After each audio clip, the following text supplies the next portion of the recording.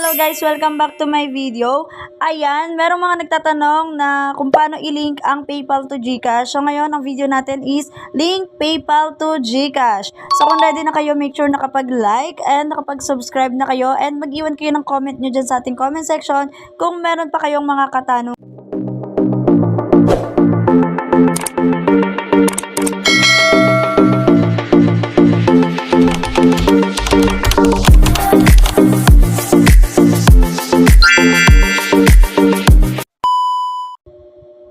So, una, syempre, dapat meron kang verified na GCash account. Okay? Dapat fully verified. And then, i-open mo lang yung iyong GCash and then, i-click mo po itong My Link Accounts. Okay?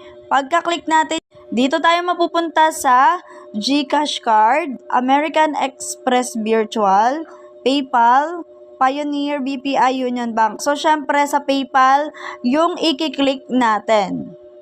After nating i-click yan, lalabas po itong link your PayPal account. By linking my PayPal and GCash account, I agree to the terms and condition. Click lang natin ang link account. So, pagka-click po natin yan, lalabas po itong login with PayPal. So, dapat mag-login kayo sa PayPal nyo. Make sure na yung PayPal nyo is verified na din.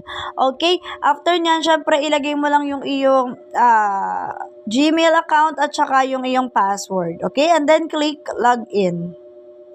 Pagka-login mo, ganito yung lalabas. Connect your PayPal account to GCash. This lets GCash receive personal info, full name, email, confirmation status, email, country, region, and iba pa. Okay? Marami pa. Basahin nyo na lang. Siyempre, click na natin yung agree and connect. Okay, after mo maklik yun, lalabas tong PayPal account linking complete. So, okay na i-link na natin yung ating PayPal sa GCash ng ganun lang kadali. Click mo lang yung okay. So, ganun lang kadali mag-link ng PayPal to GCash. Pero remember guys, kailangan po is yung inyong mga GCash at PayPal is parehong verified, okay? And yung paglilink nito depende rin sa mga mobile natin or sa device natin na ginagamit. Kasi nangyayari din na yung ibang device ayaw niyang mag-link. Okay? Hindi siya talaga naglilink kahit anong gawin. So, ayun lang. Kung meron pa kayong tanong, comment nyo lang dyan sa ating comment section. And make sure nakasubscribe ka na para updated ka if ever may mga bago tayong tutorials kagaya nito. Thank you very much, guys.